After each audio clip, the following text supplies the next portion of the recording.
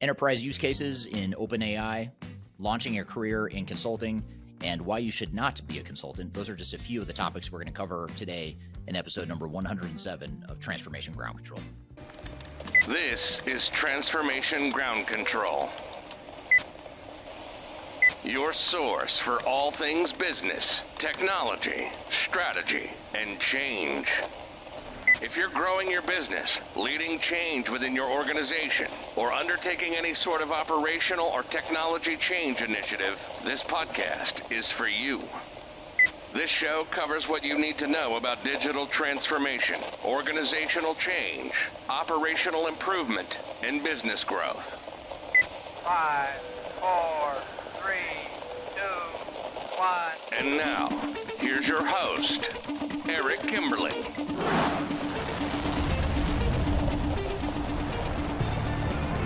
Hello, welcome to Transformation Ground Control, episode number 107. This is the podcast that has everything to do with digital transformation, including the people, process, technology, and strategy sides of change. My name is Eric Kimberling, your host today. I'm also the CEO of Third Stage Consulting. We're an independent consulting firm that helps clients throughout the world with their digital transformation journeys. And with me, as always, is my co-host, Cheatham. Kyler, welcome back to the show. Thanks for having me. Thank you for being here, and thank you to the audience for listening in. This is perhaps the highest rated podcast in the world that is about digital transformation and also named after a David Bowie song. So there you go. Fun little fact. I challenge you to number one. I challenge you to find another podcast about digital transformation named after a David Bowie song that's more popular than this one. So thank you for making us the number one show in that very, very, very narrow niche that we've created. Exciting show for you today. We're going to have a conversation. First of all, we're going to open up the segment with a couple things. One is the Q&A from the audience.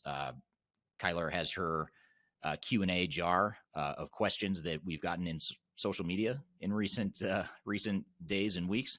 So we're going to take some audience questions from social media. And we're also going to talk about enterprise use cases for OpenAI as well. So if you're into the whole chat GPT phenomena right now, or Jasper, or any of these AI tools that are gaining a lot of traction in the consumer space, we're going to talk more about OpenAI from the context of business and the enterprise. So be sure to stick around for that in this opening segment. And then later in the show, we're going to have a panel discussion with Adam Cheatham, Scott Janke, and Nate Stroeher, all from the Third Stage team. We're going to be talking about how to launch a career in consulting. So whether you're a new consultant or aspiring consultant, or you're in industry, you want to switch to consulting, or if you're already a consultant and you just want to further your career, we're going to talk about some tips and best practices for being a successful consultant. And then later in the show, the third segment, we're going to totally shift gears, do a total 180 from that conversation about how to launch a career in consulting, and talk about some of the reasons why you should not be a consultant. So we'll sort of share the dark side, or share some situations where it may not be a good fit for you. So a heavy career focus here today in the two segments later in the show. But before we get to that, let's talk about some of the Q&A topics you've got for us here, Kyler. Yeah, absolutely. Well, let's start with the question jar. So our question jar, for those of you that are new here, I pull all questions from Eric's social media, LinkedIn, TikTok, YouTube, Instagram, so you can post them on there and I can ask him live during the show. If you tag me at Kyler Cheatham, I will see them immediately, but if not, just drop them in there and I'll put them in our famous question jar. So we've got a lot of really great stuff today. So let's start with this one.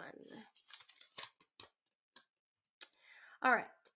So this user asked, how can I make management understand the experience needed to lead a transformation? My leadership thinks it can be done by a more junior person, and I have a hard time explaining the experience that is needed to effectively achieve a digital transformation. Good question.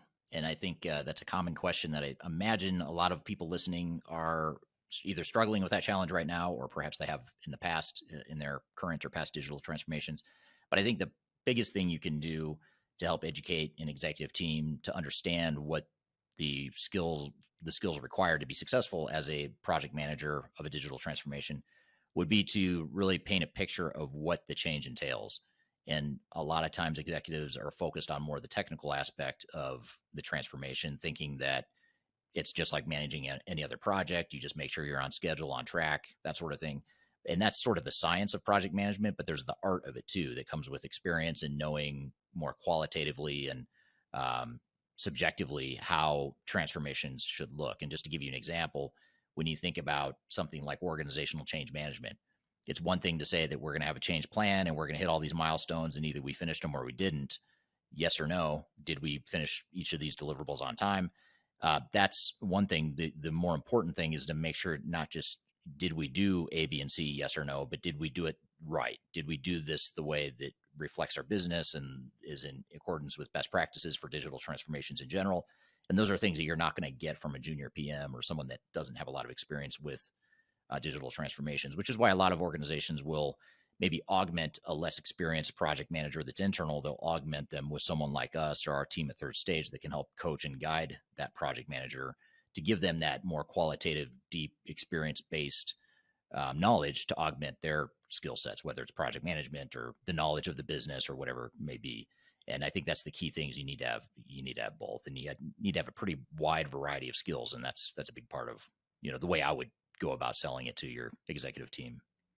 And does that approach work for you when you are paired or your contact at an organization might not have as much experience in an ERP implementation, any technology change? Do you help them in that situation, or do you really require more of a senior technical resource? In the project management role in Yes. particular, you mean? Hmm. You don't necessarily need to be a super technical person to be successful in as a call it a program manager. I think if you're managing the technical work stream and you're responsible for configuration and testing and data migration and all that stuff related to the software that's being deployed, then yes, you do have to have a deeper technical understanding to lead that work stream. But if you're a project manager, being the project manager of a technology work stream is totally different than being the overall program manager for an entire digital transformation. And the digital, if you kind of view it like an umbrella, you've got the overall PMO or the program management that's overarching the entire transformation with all the work streams. Then you'll have like the technical work stream or the technical person that's managing the technical work stream. You have the change work stream, the architecture, data migration, all the different pieces that go into a successful transformation. That internal project manager or your overall program manager has to be able to manage all those work streams. The technical work stream, yes, you do want to have more depth in that area, but that's only one part of the work stream. One of the biggest mistakes organizations make is they just look at that technical work stream and think that's it. That's the program. It's not. There's all the other stuff that's more important that's actually going to make or break your project, much more so typically than the technology itself. Absolutely. And I'll go ahead and pop Eric's roles and responsibilities video that you can find for digital transformation on his YouTube channel. That's an actual map of what that looks like. So you can bring it to your leadership team and say, this is kind of how the experts recommend kind of supporting that. So good resource there. That's a great point too. If for any of these questions, I mean, there's a high probability you're going to be able to find some supplementary or complementary YouTube videos either on my channel and or the Third Stage channel that you could take to your team. And a lot of times it's better received when it comes from someone that's outside the organization that's not caught up in internal politics and things like that. So feel free to use our content and plagiarize it and share it with your team as you see fit. That's what it's for. Exactly. All right. This question is, how are ERP and ECM different? Sorry, say that again. How are ERP and ECM? Oh, enterprise content management, I assume that's referring to? I assume so. Yeah. Okay. How are they Let's different? just go with that. Yeah. Well, content management typically, well, first of all, some ERP systems can have enterprise content management capabilities. So it could be that for some systems, ECM is a module within ERP. But for a lot of ERP systems, either they don't have an ECM module or they have an ECM module that's pretty weak and isn't as robust as they need. In those cases, it might be that you have, your standard ERP system for your back office stuff, and then you've got an ECM standalone system that you bolt on that handles the content management. In a perfect world, you find both within one system, but it is possible that they could be two different systems. So it comes down to the whole conversation of single enterprise-wide ERP versus best of breed. And the systems that you find, the ERP systems that you find that might have the ECM capabilities you're looking for might not have the capabilities you need in other areas. So for example, if you're you're a high volume manufacturer of widgets and you're all about efficiency and scale and planning, demand planning, production planning, all that stuff is really important to you. It becomes less and less likely the more specific requirements you have in those areas that you're going to find that, as well as ECM, as well as all the other needs you have. So there's no one right answer to that, but there is a subtle difference between ERP and ECM with some overlap as well. That makes a lot of sense. And I think that was actually from one of your best of breed videos, but it speaks to the need to truly understand your requirements as an organization, and that evolution, as you talk about a lot, to more of that technology stack as opposed to just one system. So if you are an organization that relies a lot on enterprise content management needs, then having that as an application or focusing on a best of breed system is definitely something that we help you kind of navigate, because it can be confusing to understand how you meet the needs of all of your different processes. Yeah. Okie doke.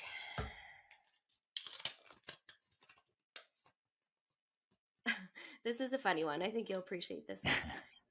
How can I get vendors to actually show me what I need, what my business needs during demos? That's funny.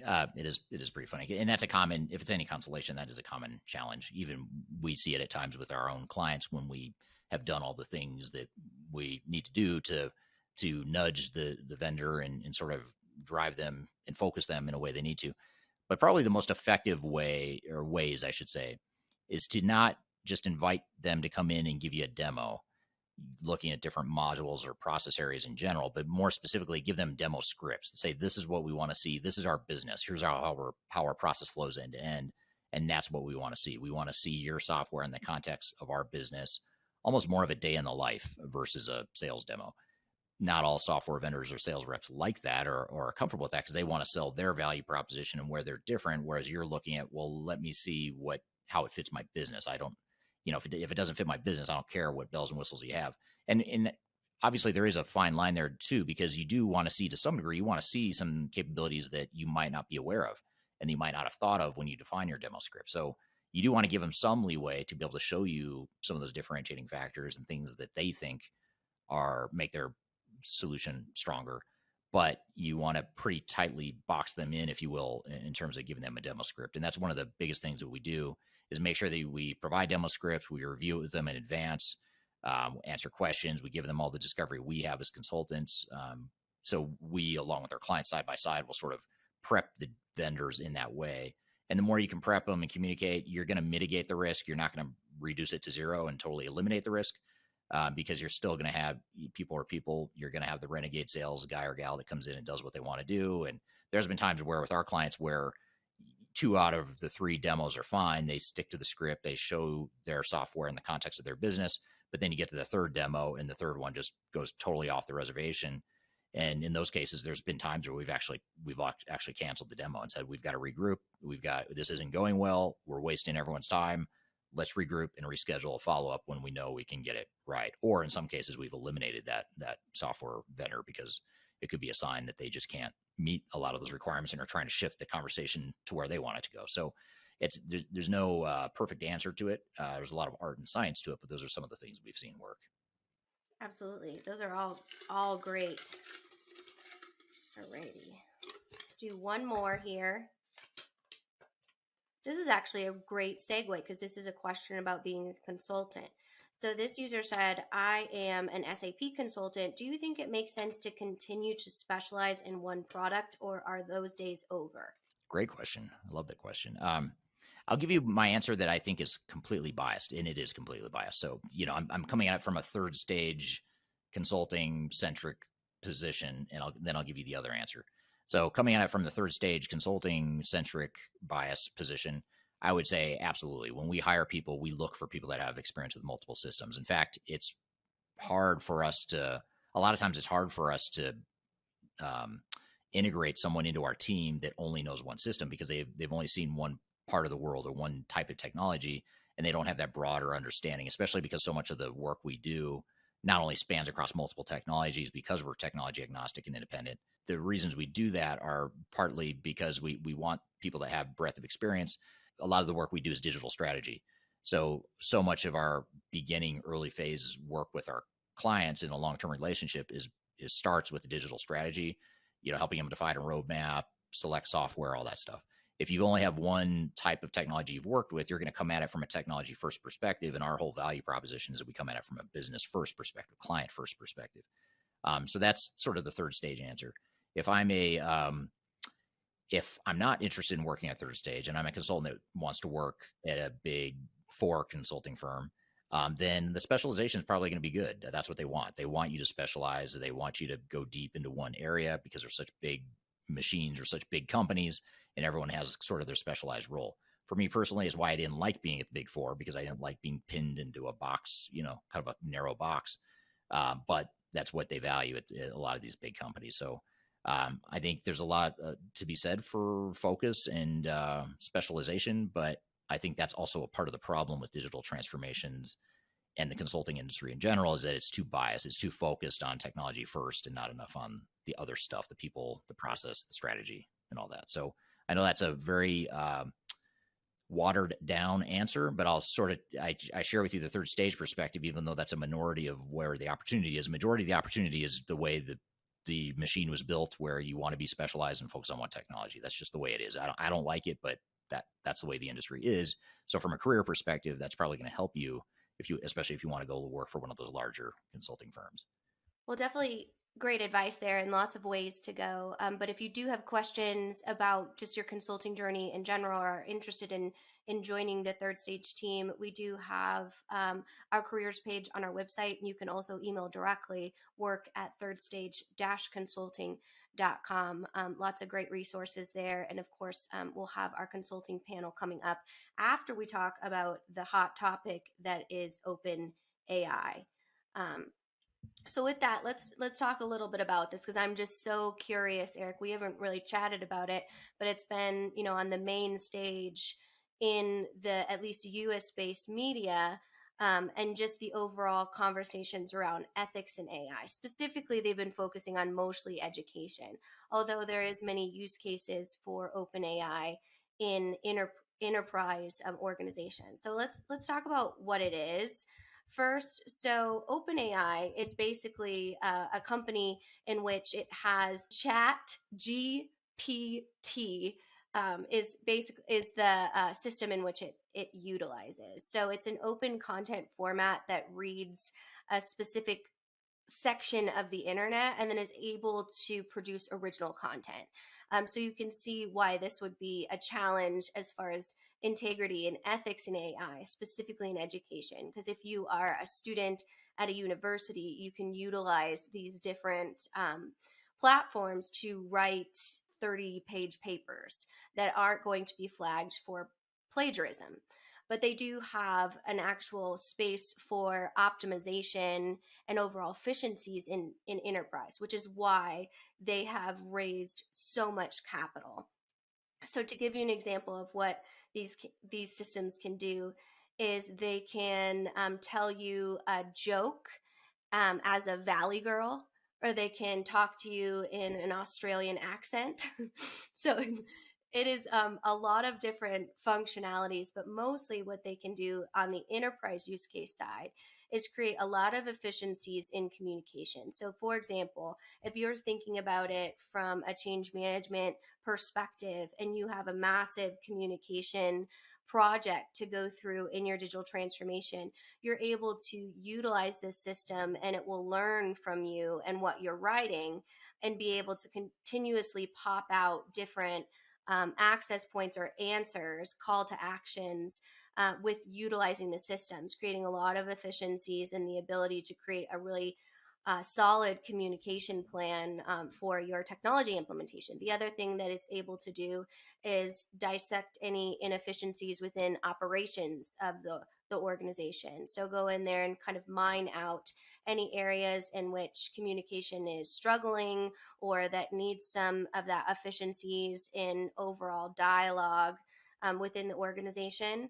So that's really the use case for the enterprise. So I'm curious to hear your thoughts on the ethical side, and then also kind of the use case side of, is this something specifically consultants, as you talk about in this episode a lot, should be familiar with when it comes to enterprise technology? Well, it's a good question. There's a lot going on in that question there. I'd say with the ethics of it, it's funny you mentioned that because just the other day, or actually over the weekend, this last weekend, I tried out Chat GPT, even though I want to say GDP, like the economic GDP, That's so it doesn't exactly roll what off I get hold up on every single time. So, GPT. So yeah. Chat GPT is such a hot topic right now and such a hot um, platform that it's hard to get on. I mean, it's the servers are overloaded, and I have to go on at night, like late at night. It's really the only time I've had success getting on there. Late at night U.S. time, I should say. Um, so while I was on there, though, I was thinking as I was kind of messing around, just using it as a glorified Google, basically, just asking it questions about what is digital transformation, what is change management. I just wanted to see what it would come up with, and it's pretty good what it came up with, I thought, and it did make me think with two kids that are teenagers going through school right now, both who, by the way, coincidentally hate writing. Made me think like it'd be so tempting to go tell them like, hey, go check out this tool, but I don't want them to know about it yet necessarily. Although if they're going to figure it out, they'll figure it out. But so it did make me wonder though. So I haven't gone so far as to say is that ethical or not, because part of me thinks, well, it's technology providing content and information that you need. I suppose in school, the whole point is, I guess, sort of like using calculators on a math test back in the day. You weren't allowed to use them, even though the calculator could just do the math for you. So I guess we as humans still have to learn how to communicate, read and write, and all that stuff. So I see the point there that you don't want to, you know, there's some ethical issues at the educational level. Enterprise level, though, I think what's really interesting about Chat GPT is that we've been talking so long about AI, it feels like, and it's been sort of a pipe dream, but now all of a sudden there's this consumer grade technology with Chat GPT, and then also Jasper is one that I know we use here at Third Stage, or you use at Third Stage, to help create some of our content for blogs and whatnot. So there's definite enterprise value potential there, and it's with Jasper you're starting to see at least smaller businesses use it. So I'll be curious to see if that sort of beachhead consumer and small business focus of these two platforms in general that are getting traction or becoming mainstream. I think that bodes well for more business and enterprise use of AI, because it's all about adoption and just getting comfortable with the whole idea of AI, which is totally new to a lot of us. So I think that helps having those consumer products reach more of an audience to make it a little bit more mainstream and palatable to people. Yeah, absolutely. I honestly think that the best benefit that's going to come out of this is it actually defines artificial intelligence. So it showcases kind of on a mainstream, everyone writes, right? Every job in the enterprise writes emails, arguably, or writes something. Um, and then when you actually look at the tool, though, if say you're writing, I did a demo recently at a local university that invited me to talk about business ethics in OpenAI, and I did a demo about what is a golden retriever, and so it can tell you a golden retriever is loving, a golden retriever is a great dog, a golden retriever. But if you wanted it to actually talk about your golden retriever, there's a human component of artificial intelligence. If you want it to talk about your business, just like any other AI system, you need to be able to have that human component and not just the code.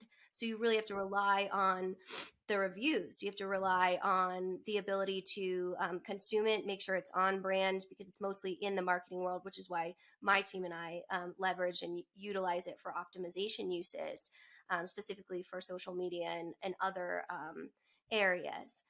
But it still has a human component to it. And I think that's really the thesis of artificial intelligence, and hopefully kind of lift the veil on the fear based. But I find it kind of funny how, people just freak out about the uses of this in the classroom, as opposed to, really saying, wow, isn't this a beautiful new technology? Let's learn together on how to utilize it best within our students. We see school districts here in the United States completely banning it, which we've seen, that really has never worked in the past. I don't know if you've met teenagers in technology, but that's never really been a great factor for them. But I think it's has that really polarizing effect, just like AI does in an organization. And that's where we see those pockets of resistance and just plain fear, because of the unknown. Yeah, I imagine, back when what's it called, the abacus Abacus, or Abacus, is that what it was? The old pre-calculator way of doing calculations.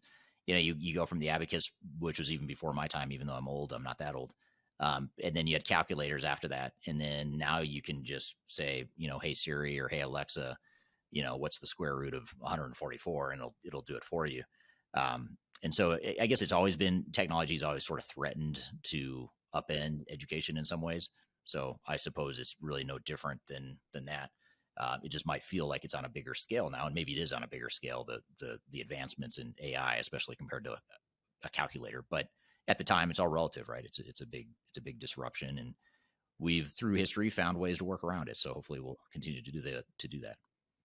Yeah, it will certainly be interesting to see what happens. And for our audience, as always, if you have experience with OpenAI, or let me try it again, Chat GPT, then then we would love to hear about what that looks like, or what you think it might be able to benefit your overall enterprise technology as well. So definitely a hot topic. We'd love to hear from the audience to see kind of, do you see it as a use case or a benefit to your organization? Yeah. And you may have heard Siri talking in the background. Apparently, Siri heard me say its name or her name. And so she was listening that entire time. So I'm terrified to know what she's going to do with that information she just captured from this podcast. Yeah. Well, if you remember last week, my device, which I will not say the name, sang "Wheels on the Bus" nonstop, because that's what my toddlers, that's my life, is I just hear Right. wheels on the bus, wheels on the bus, wheels on the bus. So I remember those days. Young kids and their music. Oh man. Well, I think it's definitely that emerging technologies is something that our consultants really enjoy being on kind of the forefront of it. Yep. And I'm definitely excited for this panel, because I don't know if our audience understands, but the caliber of experience in this panel is pretty incredible. It can rival any other big conference consulting panel. They have years and years and degrees of experience in all types of organizations. So definitely excited to learn from that wealth of knowledge. Yeah, I think it's probably over 100 years of combined experience on this panel discussion we're about to have. And on the panel discussion, we're going to talk about how to launch a career in consulting. And we're going to have Adam Cheatham, who's our managing director at Third Stage Consulting. We have Scott Janke, who's a director at our U.S. office. And then we also have Nate Stroeher, who's a practice lead, coincidentally all based here out of the U.S. Or out of our U.S. office. But we're going to have those three guests on the show here in just a moment to talk about how to get started in consulting, how to be more successful in consulting, and how to switch careers if you're looking to switch into consulting later in your career or mid-career. We'll talk about that as well. So we're going to have them on the show here when we come back from a quick break. You're listening to Transformation Ground Control.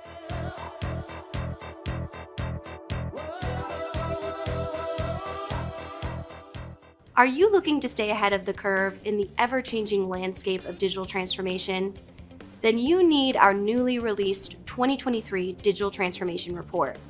This comprehensive report covers the latest trends, technologies, and strategies to ensure your digital transformation is optimized for success.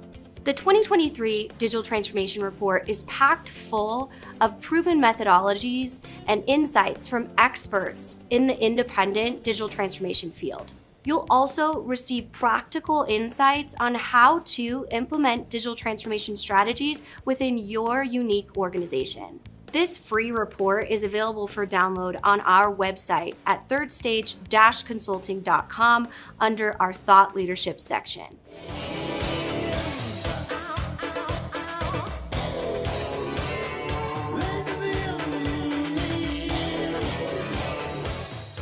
Hello, welcome back to Transformation Ground Control, episode number 107. You can find new episodes of the show every Wednesday on YouTube, LinkedIn, Facebook, and Twitter, as well as audio podcast platforms throughout the world, including Apple, Amazon, Google, Spotify, etc. So be sure to check that out every Wednesday. So I'm excited for our next, our first guest, I should say, our panel discussion guest. We're going to have three of them on the show here. We're going to have Adam Cheatham, who's a managing director at Third Stage, Nate Stroeher, who's a practice lead, and Scott Janke, Dr. Scott Janke, as we'll clarify here in a moment, who is a director at Third Stage Consulting as well. So we're going to have them on the show to talk about how to launch a career in consulting. Thanks for joining us here today, guys. All right, thanks, Eric. Nate Stroeher, and I am a third stage consultant, practice lead, and have been in the consulting field for roughly 20 years. After I graduated from grad school, went to work for Deloitte Consulting and have a variety of different consulting experiences throughout my career, mostly in the digital transformation and the financial analytics field. Have also done a fair amount in change management as well. So excited to be here today and look forward to the panel discussion. Great. Yeah, thank you for being here. And you're a longtime team member, and appreciate having you here and getting your insights here today. So, also joining is our recently promoted director, Scott Janke, who's been on the team for a while now, but was recently promoted to director in our consulting practice. So, Scott, thanks for being here. Tell us a little bit about yourself. Yeah, thank you.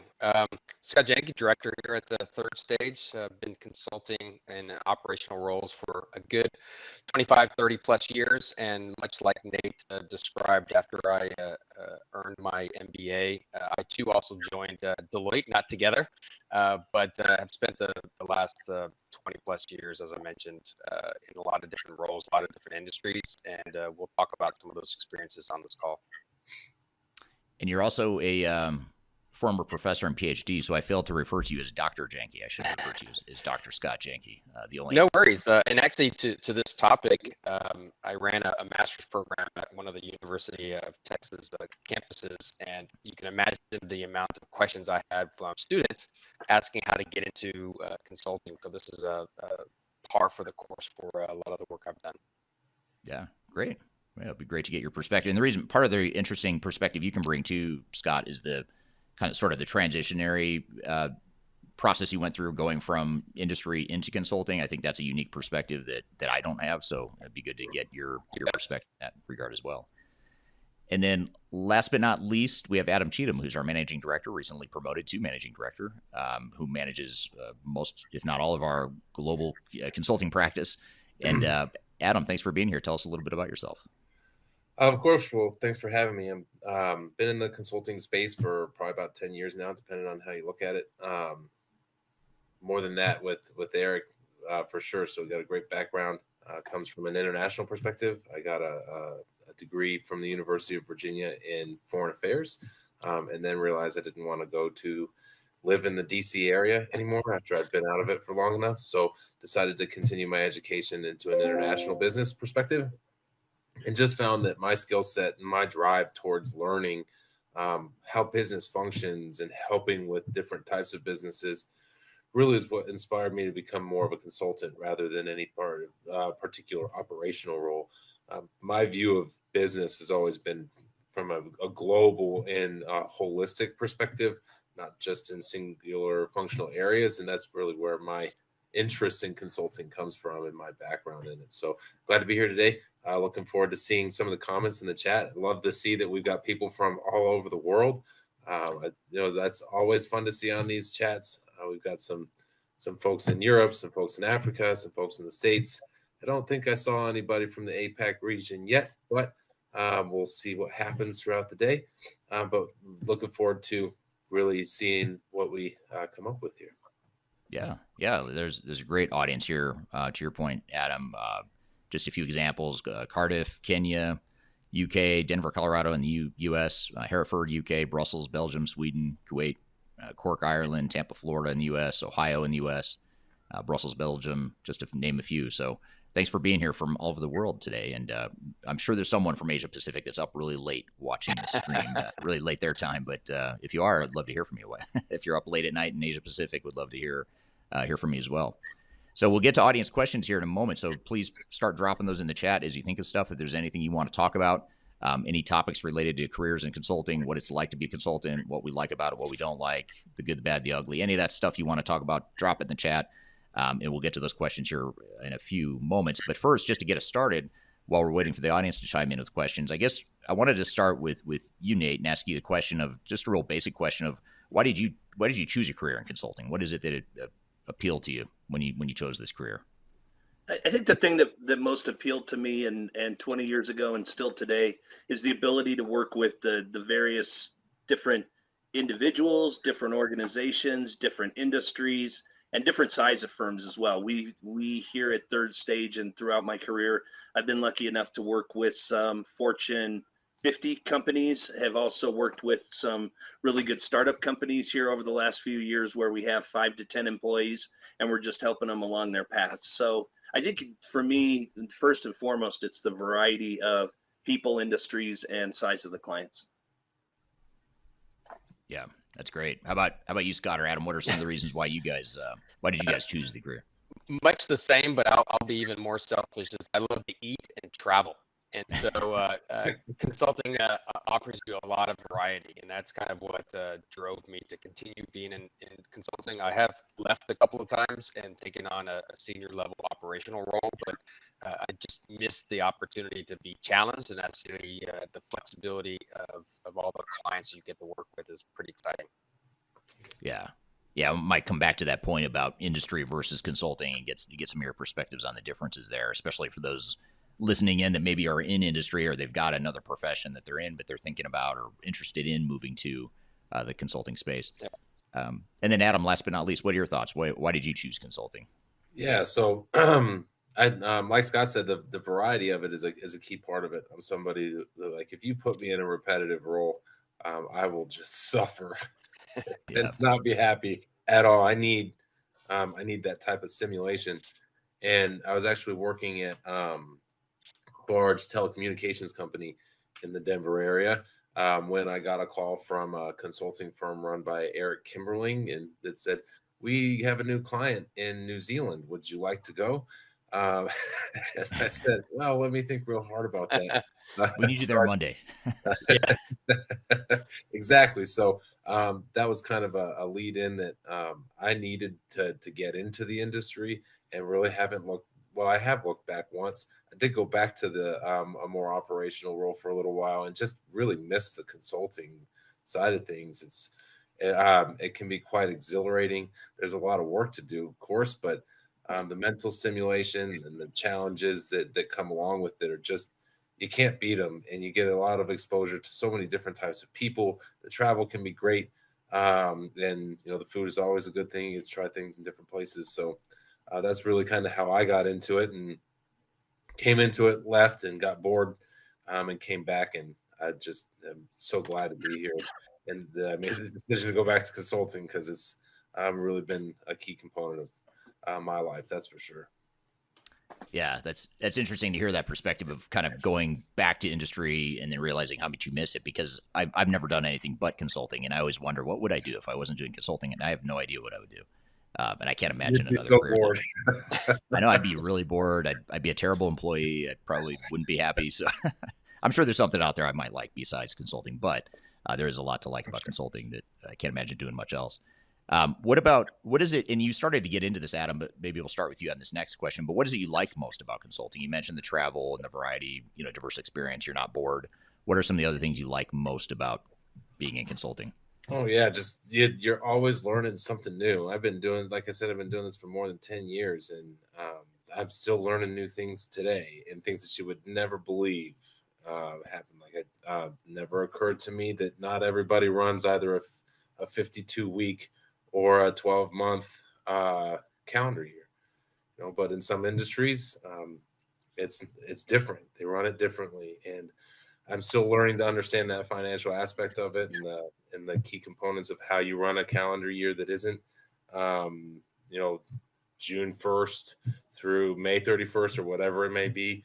But that's fun. So there's always something new to learn, and the interactions with the people and the clients are just, you can't replace them. You get to meet so many different types of people, understand so much of a great holistic view of not just how one business works, but how the global economy works, when you start to understand different industries and how they fit in together, and how they complement each other. It's absolutely fascinating. You also get to develop some really great relationships with some folks that you travel with, and folks that you work with, whether they're clients or consultants along your side. And the partnerships are just, you can't beat them. You don't get that type of thing in any type of more traditional operational role. Yeah. Yeah. What are your thoughts, Scott? What is it you like most about consulting? Yeah, there's some repetition to consulting, for sure. There are skill sets and processes that are repeated from one client to the other, but it's never the same. And I think that one of the advantages of being a consultant versus somebody who has long tenure at a company is they don't know what other people do. And so you as a consultant are able to provide such a unique perspective. And I know Eric has a soft point when we talk about best practices. You could literally never take an exact process from another company and move it to another company. Industry is different, size of the company is different, the integrations, the technology is different, the staff is different. So there's always going to be some unique challenges for every client, even if you're doing the same project over and over again. It's always a different roadmap, and a little bit to what Adam mentioned is I'm still amazed that I'm still learning stuff. It is such a unique thing to get into consulting and go to the same client after 10 years, and they're doing things dramatically different, and you have to get up to speed. And that challenge or that motivation to kind of get up to speed is what I really like about consulting. The fact that the clients kind of treat you as a confidant, and kind of have a lot of hallway conversations and conference rooms where they pull you to the side saying, tell me the truth, right? How's the team doing? How are the staff doing? Because we have the perspective that the clients usually don't. Yeah, that's a great point. And you could, what I always find fascinating is there's times where we'll come in and we'll make recommendations or observe things or provide insights that are in some cases, they're similar to what the employees internally are saying or are feeling. But the fact that you're an outside consultant, it's just viewed differently. It's got more credibility, and it always amazes me that that perceived the perceived value that comes from outside consultants is so much higher, which can be flattering at times, but it's also just an interesting dynamic as well. That's great. What about you, Nate? What are some of the things that you like best about consulting that we haven't talked about? I think just to add to what Adam and Scott said, I think it's interesting too that you do have that unique perspective, and we do a lot of digital transformation projects, and we deal with a lot of companies that have stalled in their either an implementation or a transformation. And I think it's really interesting to see the similarities that companies, while Adam kind of referred to how different companies are, I think it's also real interesting and real rewarding to see that everyone's going through similar challenges. Everyone has their own secret sauce, and sorry for an overused phrase, but I think everyone within their company does a really good job with what they do uniquely, but they're all facing some pretty similar challenges. So our ability to come in and say, we've seen this, we've seen it 100 times, we've seen best practices, we've seen leading practices. Here's how we can give you a roadmap to get out of what your challenges are and to get through the roadblocks that you're experiencing is really not only rewarding, but it's also fun to be able to keep taking those skills that we're learning from the client, mastering them more and implementing them with new experiences. Yeah. Well said. What about on the flip side, though? I'd be curious to hear why, Nate. What is it you like least about consulting? Every career has a dark side, or things that aren't as fun as other jobs. What is it you like least about consulting, or what have you seen other consultants struggle with in the field of consulting? I think for me the biggest challenge is we are there for just a short window of time. So we will help a client from inception to go live. Obviously, we'd like to be involved in an organization after the system goes live and after they start to experience some of the advantages of implementing a new system. But I think with me, it's a little bit of that unfinished business. It's that you don't have ownership from beginning to end. And eventually, you have to leave a client and you move on to the next client. So for me, it's that not being able to really see something through fruition for a year or two down the road.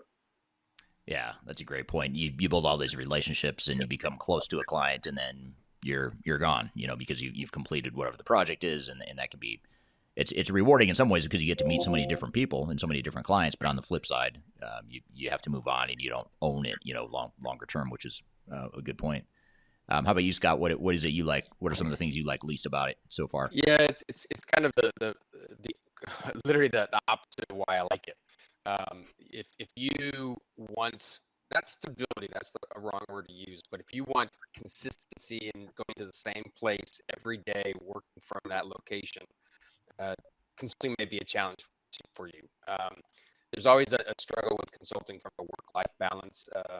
Many of us at Third Stage have worked with the Big Four before. I've been with KPMG as well as Deloitte. And I've been on projects where you literally are traveling on Sunday and coming back on Thursday or Friday every single week for years. I think consulting has changed a lot from that perspective. We are not a huge kind of staffing model at this point where we put 30 people on a consulting project and they have to be there every week. I think we found a nice balance here. I also don't want to travel every week anymore, but I like the variety. And many of our clients, especially through the whole COVID experience, have really found the positive aspects of being remote. Teams and tools like that have allowed for consultants to operate before or after having to go through the experience of being on site every single day. So, but if you like that process, right, you want to drive down the same street to the same office every single day, but you like the sexiness of consulting, that may not be what you are going to use to move over to the consulting world. But I think if you like the variety, it's great. If you want that consistency of the same workplace every year, that might be a challenge. Yeah, it's not as predictable as other Correct. careers. Yep. There's always curveballs coming at you too, because you're dealing with client challenges and client problems that you're trying to solve, and that inherently means that there's some uncertainty and unknown that comes along with that. We're here having a panel discussion with members of the Third Stage team talking about how to launch a career in consulting. We've got a lot more to cover, but first we're going to take a quick break. You're listening to Transformation Ground Control.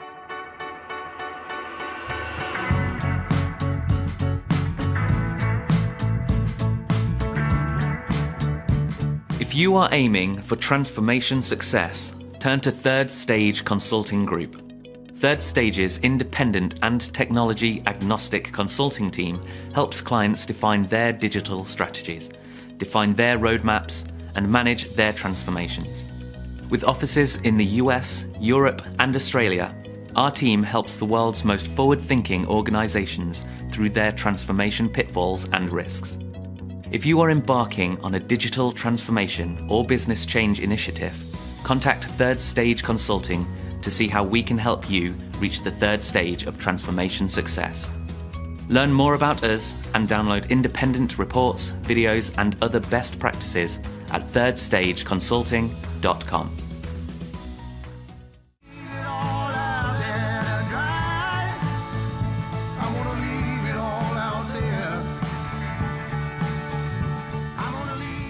Hello, welcome back to Transformation Ground Control, episode number 107. You can find new episodes of this show every Wednesday on YouTube, LinkedIn, Facebook, and Twitter, as well as audio podcast platforms throughout the world. We're here having a panel discussion to talk about how to launch a career in consulting with several of our team members from Third Stage Consulting. Let's jump back into the conversation. How about you, Adam? What are some of the things that you dislike the most or have seen other consultants struggle with in the consulting field? Well, I think I'd rather take it from a perspective of what I've seen other consultants struggle with, because I love what I do and I bury myself in it sometimes to the detriment of, what happens at home. Sometimes I get stuck up in my office for longer than I want to, or than I ought to, maybe, because I love what I do. It's a ton of fun. It's exhilarating in a lot of ways. But what I see a lot of folks struggle with is that when the time commitment is high, it is high. The expectations are that you match it. There isn't a whole lot of room for, I just don't have time for that. When you need to travel, you need to travel. And if you can't find somebody to watch your dog, that's not my problem. And the consulting industry can be a whole lot like that. A client's not going to they're going to see the rate that they're paying for you, and they're not going to worry that you've got to find somebody to take care of those things. So the level of commitment is, especially when you find some success in it, is quite high, especially during peak times. And that's a part of the deal. Some people really enjoy that. The workaholic nature of things can actually be really quite suited to consulting, but it can also be a double-edged sword in that if you get too deep into it and you can't balance for yourself, your consulting firm is not going to balance your life for you. So that's something that we see a lot of folks struggle with. The other part of it is in a lot of consulting firms, the pace is fast. And if you are not a self-starter and you are not disciplined to have your own drive, people aren't going to help you and drag you along. If they find that they're dragging you, they're going to let go, and they're just going to let you fall and let the rest sort itself out. So I think those are some of the things that we really see folks struggle with consulting is just the level of commitment. It is, for those of us who live this, it is something that is far more exhilarating than general operations, but the pace is faster, and the demands are higher, and that's because your clients are charged a rate for your time by the hour, and so the expectations for that are high, and that's just a part of the deal. So I think that's important to recognize that if you're somebody that needs repetition and needs a lot of guidance and helping figuring things out and a lot of double checking and things like that, maybe try something that in a different field than consulting or than you're in right now if you're not satisfied. But if this is you and you just can't get enough of just digging in, then maybe consulting is a great career for you, because it's really, for me, more about the skill sets that you have and what it is you bring to the table from an innate capabilities perspective than it is about specific experience. And I saw Deep Patel in here ask about specific experience in specific software packages. The ability to learn is really more important. Great Salesforce experience is really dynamic. It's important. But at the same time, the ability to learn what other software packages can look like and to apply the lessons that you've learned in working with Salesforce to those other packages and knowing where it is they are complementary in nature, that's what makes a good consultant, being able to leverage your experiences into something bigger rather than something more niche and minute. Yeah. Well said.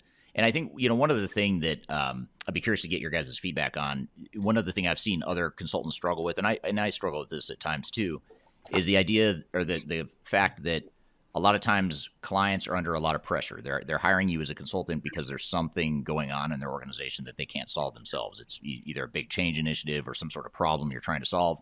And with that comes a lot of pressure, and your problems or the client's problems become your problems as a consultant. And oftentimes I found that you end up spending a lot of your time as sort of a therapist. You're a therapist for the clients because you have to listen, you have to understand, you have to empathize, you have to understand the pressure they're going through. And I've seen a lot of consultants struggle with that, where the pressure of that and the just the stress of that gets to them. Have you guys seen that or had issues with that yourselves? Yeah, I'll say. By the way, you can hear me okay right now? Yep. One of the things that we talk about from a project management perspective, but it also speaks to your role as a consultant on the client side, is what is your definition of success, right? Clients do hire consultants, hire third stage often to solve problems they can't solve on their own. But we want to make sure that they don't put our company, our project, or you as an individual in a situation where you have a no-win out. So going through the challenge of, even if it's a challenging aspect of the role, you can create more bite-sized aspects of it and work towards that to be successful. Because you need to make sure that you have a path forward that helps remove, I think, or at least reduce a lot of the anxieties that maybe even I have felt in the past. Of, wow, this is this monumental hill that we have to climb. You don't climb Everest to the top in one day, right? So getting the project and getting your role into more bite-sized components helps you kind of achieve maybe a longer-term success than if you looked at the big mountains and expected to climb that in one day. Yeah, it's well said. About Adam or Nate, have you seen that dynamic at play as well? Yeah, I think there are a couple of things about that. Not just climbing the whole mountain as opposed to in pieces. But I think the amount of pressure is a key component of it, especially when you're talking about large transformations like what we do. Somebody hired you and their job is dependent on your success. And you can only imagine what that drives people to do when they need you to perform at their level of expectations and the level of expectations that are set for them. And so that's the bar you have to match. It's not my expectations of you. It's not your team's expectations of you. It's the clients. And they may, if you fail, their job may be at risk. And that's a big responsibility. On the flip side of it, though, there's something so rewarding for being able to coach somebody through these types of programs, right? As a consultant, you don't make the decisions for your client. You make the recommendations and they follow them, right? Because of your good guidance and because of the way that you've approached this and helped them through that challenge. And then you get to see them be successful. Sometimes after the fact, maybe sometimes a while later. I actually talked to a couple of folks this week that we worked with them on their implementations, and now they've come back a year later and said, man, you guys were just so awesome. We've done such a great job. We've had all of these great wins. We love seeing that feedback loop. But the coaching side of it is something that if you thrive in that type of an environment and being able to provide advisory to folks and see them be successful, that's a great sync with how consulting works. Yeah. Well said.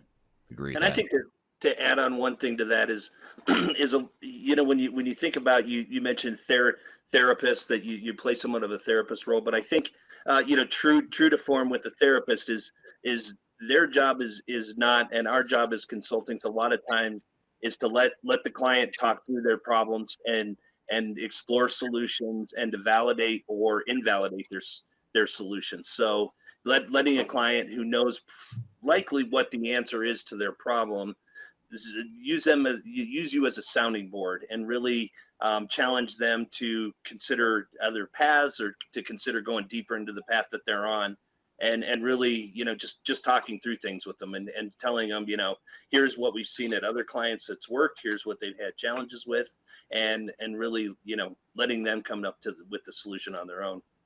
Yeah, makes sense. I agree with that. Just to circle back and close the loop on the whole question of do we have anyone from Asia Pacific here? I have spotted our first known person from Asia Pacific. We have Suwana on YouTube who's joining from Thailand. So thank you for being here super late at night, Suwana. We got a couple of India folks from India in there too. Yeah, it's true. Yeah, there are several from India here.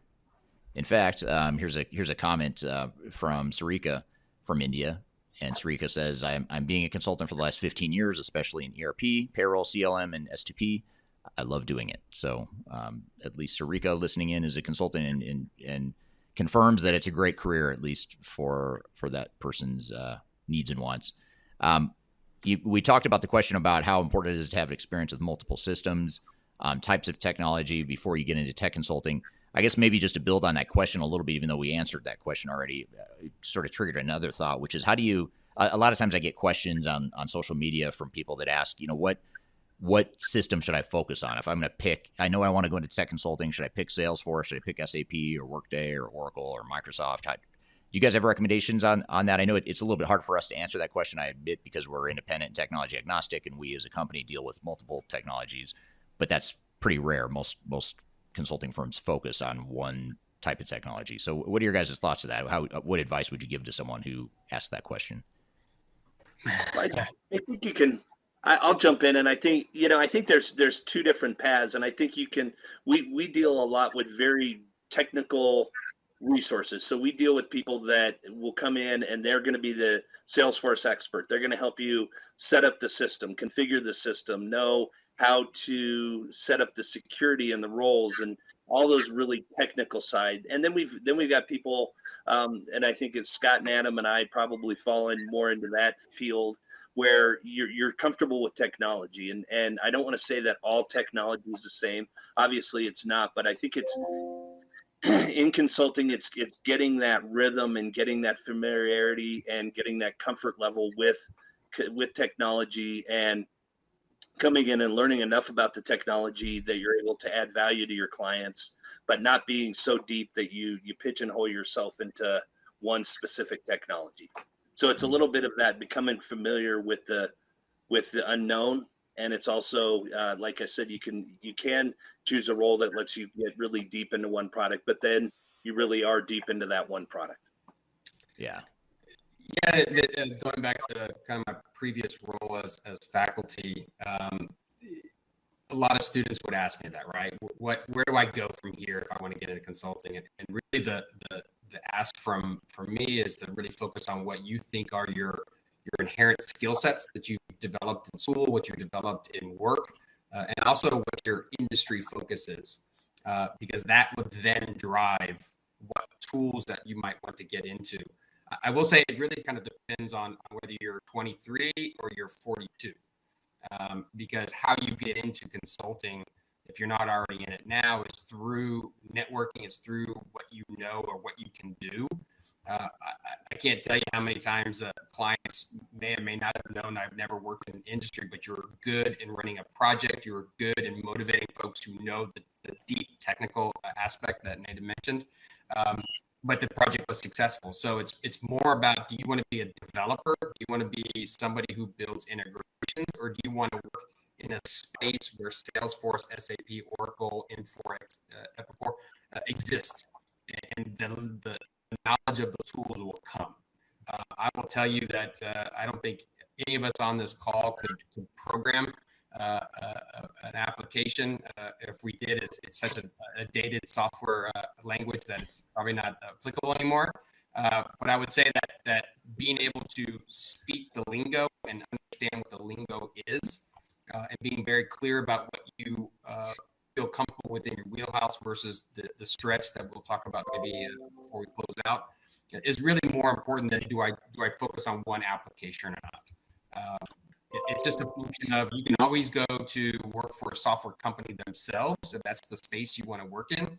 But from a consulting standpoint, those consultants that we supply to clients on the third stage are much more focused on the process of getting a project over the finish line than it is the technical nature. Because as Nate mentioned, many of the software companies will provide technical resources on an implementation. We are there to be the glue to get them over the hump. And you will just pick up technology as it happens.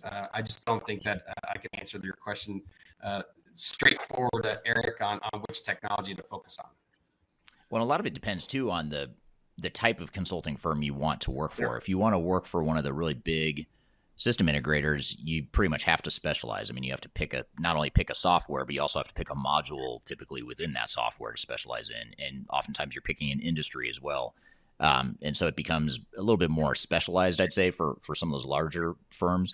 But you look at a mid-sized company like Third Stage, that, we've got 70 people, not hundreds of thousands of people like some of the big system integrators, where, we value more breadth of experience, having understanding of multiple systems. Of course, that has less to do with our size and more to do with the fact that we're technology agnostic and independent. But a lot of those bigger firms do specialize. And then I think as you go to some of the smaller firms too, though, I think that's where the breadth, becomes more relevant than the depth necessarily. I will add to that, if you don't mind, Eric, is that even if you start with a big four and work in a particular industry, a particular technology package, eventually you're going to have to get out of that. Most people want to grow in their role, grow within the organization. And at some point, you're not going to be a technical analyst anymore. So even if you take that path, you need to understand what it takes to get to leadership, to a management role, if you want to do that, obviously. And that's where the skill sets that we're talking about related to the third stage really comes into play. But I agree with you, Erica. Bigger firms, you're going to jump in there, but you may not stay there very long if you want to. Yeah, absolutely. Yeah, I actually really like that point where I always thought about in my career, and when folks come and ask me, how do I build a career in this type of a field? It's not about the job you're about to take. It's about the job that you're going to have after that. And how does this get you there? So where do you want to be? Should I specialize in SAP or Oracle?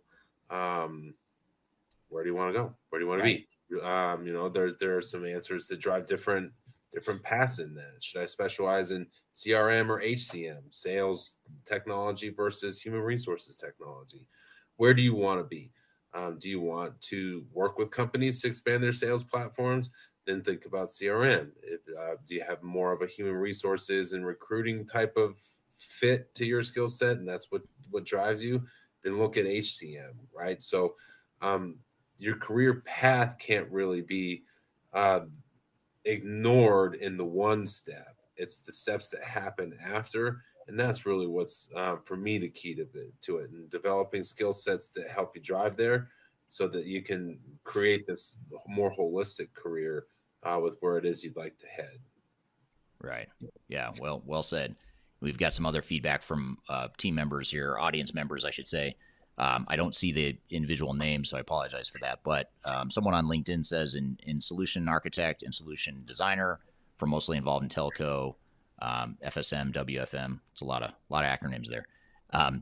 Subject matter expert in that field. So sounds like we've got some consultants that are already in the field providing some feedback here, which is great. Another comment from LinkedIn, and again, I don't see the name of the person, but the person says, I do enjoy digital transformation and ERP consulting. I had the opportunity to travel around many countries. The latest success was with the United Nations.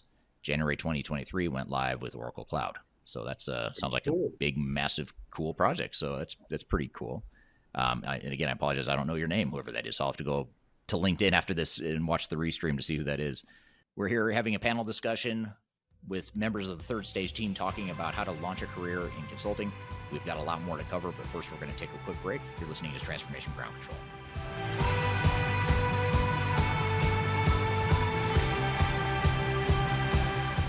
If you are aiming for transformation success, turn to Third Stage Consulting Group.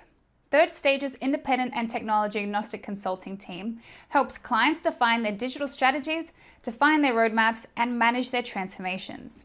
With offices in the US, Europe, and Australia, our team helps the world's most forward-thinking organizations through their transformation pitfalls and risks. If you are embarking on a digital transformation or business change initiative, contact Third Stage Consulting to see how we can help you reach the third stage of transformation success. Learn more about us and download independent reports, videos, and other best practices at thirdstage-consulting.com.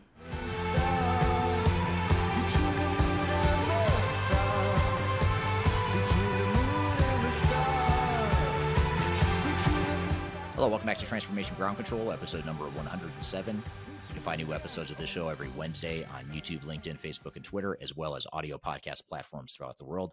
We're here having a panel discussion to talk about how to launch a career in consulting with several of our team members from Third Stage Consulting. Let's jump back into the conversation.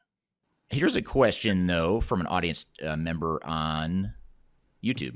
And this is a really, I consider this sort of $1 million question for people that maybe aren't in consulting yet. Either they're just out of college or university, or they're in industry and they want to break into consulting. Do you guys have any strategies or tips or things you would recommend to help someone break into consulting or join a consulting firm or get the attention of a consulting firm? What are your thoughts there? Yeah, I'll take that first one. A couple things is everyone's familiar with writing a resume, right? But they're usually a historical review of the roles you've had. The first step I would consider is if you know anything about project management, and if not, obviously, internet's a great source of that. Try and identify the skill sets that you have already in place, independent of the roles that you've had. So if you've led a team, period, no matter what industry, no matter what you've done. So kind of focus on that a little bit as well. But one of the things I'm really, I guess I shouldn't say surprised, but I'm highly encouraged by a lot of the clients that we've worked with in the past. There are internal consultants, they just never call themselves that. And so there are almost an endless list of projects that never get started within an organization because nobody wants to take the initiative to pony up working on a task team or working on that aspect. So I would highly encourage you to seek out opportunities if you are fully employed right now of helping the company do things outside of your wheelhouse. And that's going to be a great way to figure out whether you like that, but also would help you in conversations with consulting firms to demonstrate that initiative and also describe what you've learned in there. I teach or used to teach project management along with operations, and it's amazing just the lingo of being in my class has helped a lot of the students get either internships or jobs after graduation because they know what a work breakdown structure is. They know what a project charter is.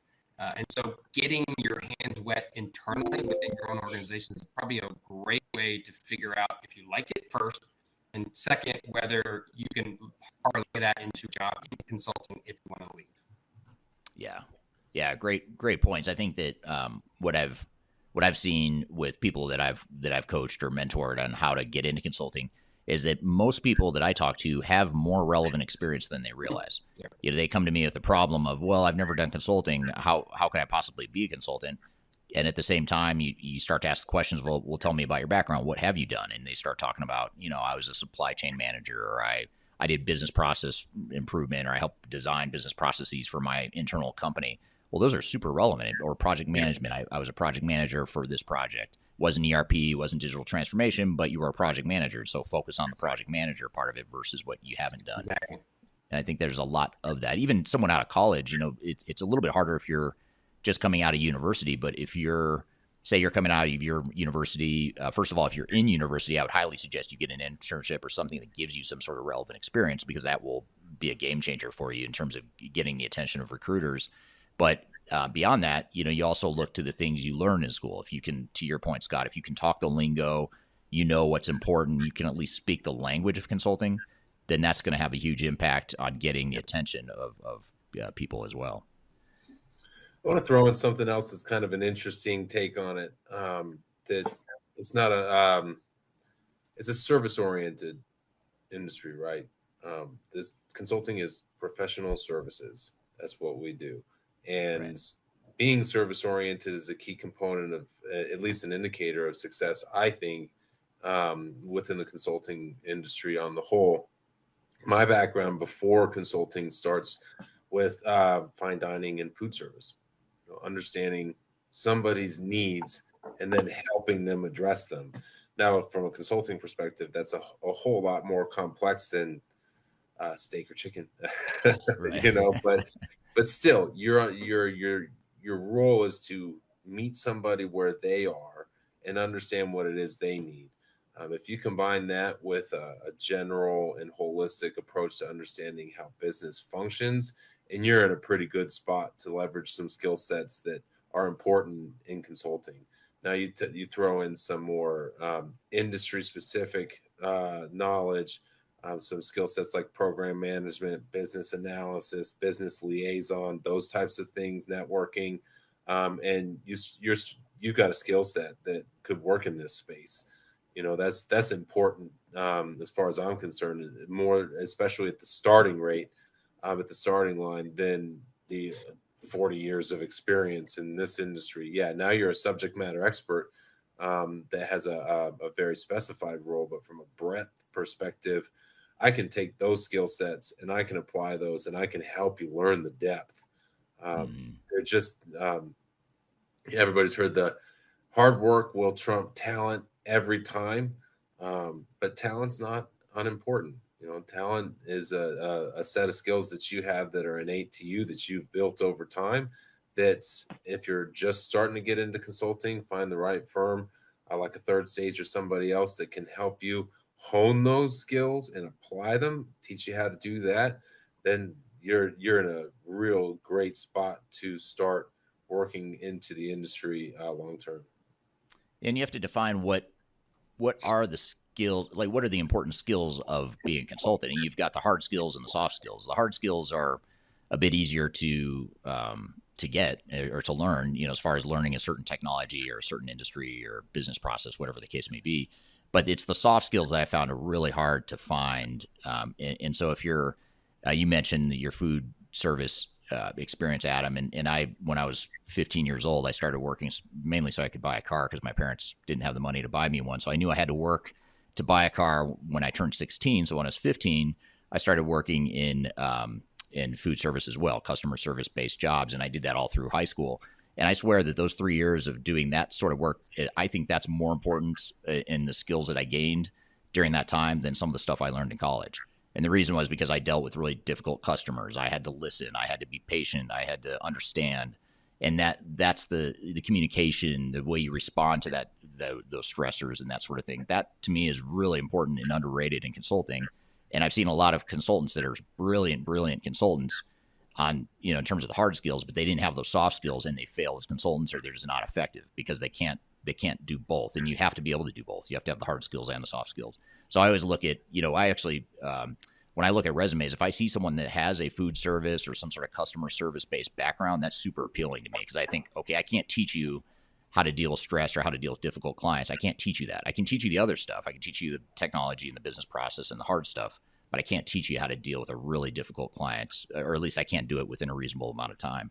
So that customer service based background is really important. So if you have that, if you're, listening in and you're thinking, well, I have some of that experience, I would definitely highlight that. And more importantly, translate that for your target audience of what that means to being an effective consultant. If you can say, I was in customer service for X number of years or however long, I learned how to do whatever it was, communicate with people, deal with difficult customers, whatever. You want to highlight some of those things as well. How about you, Nate? Anything you'd add to that? I think, and I'll kind of put the three legs of a stool answer to this, because I think it's hard work, or it's having the hard skills and the soft skills, and then I also think it's getting in and for the most part, when you enter a consulting organization, especially if you're coming out of college or you don't have a lot of consulting skills, pick one project that you're going to be working on, figure out what success means in that project, and do it really well.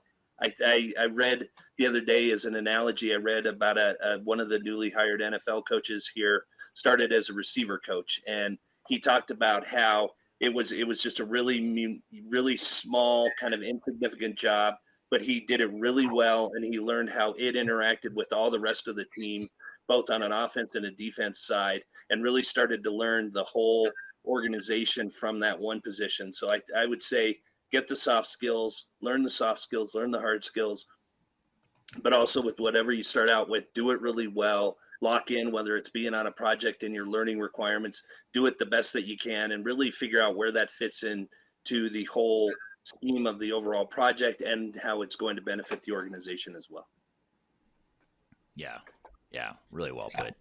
I'll tell you one thing, the initiative part of being a consultant, I can't stress that enough. And I have a gauge and how to judge new consultants that I work with on a project, especially if it's a new project and it's the first time I've flown to this client, let's say. I know I have the right people when we get in the car and two of them already have their phone open with the map of how to get the directions. When I know there's a struggle with anybody that I work with for the first time, is I get in and somehow they thought because I'm driving, I have to give the directions too. And I'd rather have an initiative, people gone, here are three alternate routes to get to that client. And they're helping me be successful in getting to the client. It's something very simple, but it's sort of like if I had to ask you to give me directions, I have a feeling that that's how I have to potentially work with you. And I'd rather have somebody come up with like, hey, I have three ideas. Do you want to talk about kind of thing? I want that initiative, the motivation to be there for anybody that gets a consultant, even some of the senior folks on this call right now. Right. Yeah, it's also that's a really interesting point, Scott. I hadn't thought of that, but it is a good litmus test, and it sort of reminds me of people ask me, how do you choose cultural fit? And we're all about culture at Third Stage, and that's something that's really important to me, is making sure that we build a strong culture. And I always use the litmus test. I use it similar to your directions to the hotel sort of, or directions to the client sort of litmus test. Is I always use a litmus test of if I get stranded at an airport because my flight gets delayed for say 4 hours, and I'm stuck with you at an airport at an airport bar. Would I enjoy that time? Do I think I would enjoy hanging out, being stuck in an airport with that person? And if I answer the question yes, I think I would. Then it's as simple as it sounds. I think that's probably a pretty good cultural fit. If I feel like, no, that'd be kind of a drag, I don't know if I'd enjoy that time, then that might mean it's and that sounds super superficial in some ways, but in other ways, it's you have to look at those simple little things to see, to gauge cultural fit. I think something else that I really like to look for is a sense of humility, right? Kyler called it. She knows me too well. She's heard me say it too many times. She knew I was going to bring up the airport thing, so she beat me to the punch. there you go. Well, humility is a key component of this too, right? And that's enjoyable in an airport when you're stuck there by yourself and not like, this is all about me and how miserable this is for me. It's like, okay, this is where we are. Like, how miserable you may be stuck in the airport with me is not going to change the fact that you are stuck in an airport with me. Right. It's also important to just understand that you're going to make recommendations to clients and they're going to look at you and say, nope. And you got to be able to handle that, right? So not only handle that and understand that it's the client's prerogative not to take your recommendation if they don't want to, but they understand things that and have a vision of their business that you won't, and they probably know things that you don't because they're intentionally not sharing their secret strategies and things like that. So when somebody says that's a great recommendation, we are going to ignore it and go the opposite direction, that will happen. It happens on the regular. And so your job as a consultant isn't to get upset because you feel like they just insulted you by telling you your recommendation is not the path they'll go, but to say, all right, cool. You know what? You want to go a different direction? Here's how I can help with that instead. I can help you work through the risks of the direction you're going to go. And this is what those look like so that you're enabled. So it's not about being right. It's about being service oriented, and a humility to that is something that I've seen some consultants that don't have really struggle with clients who say, nope, not going to do that. We're going to do something totally different. So that's a key component of it that I think is important. Yeah. I agree with that, by the way. And I've got a closing question I'm going to get to in just a second, but I have to ask this question because I think it's a really good one. And I'll just ask you this, Scott, because I think you might have a unique perspective here. Where was it? So it's from AK over on YouTube. Asked the question of, does having an MBA degree in leadership skills give an edge in a consulting career? And just a backdrop here, I have an MBA at the time in my career. At that time in the late 90s, it was totally worth it to me, and I'm glad I got my MBA. However, I don't know if I have a good answer for this now, and so I'd be curious to see what you think, Scott. Is it worth having an MBA? Does it help you in the career of consulting? It kind of goes a little bit piggybacking on what Adam mentioned about where do you want to end up. I do not think that an MBA is mandatory to get into consulting. I think that being inquisitive about learning and being able to adopt and to gain traction on anything you do is probably more important.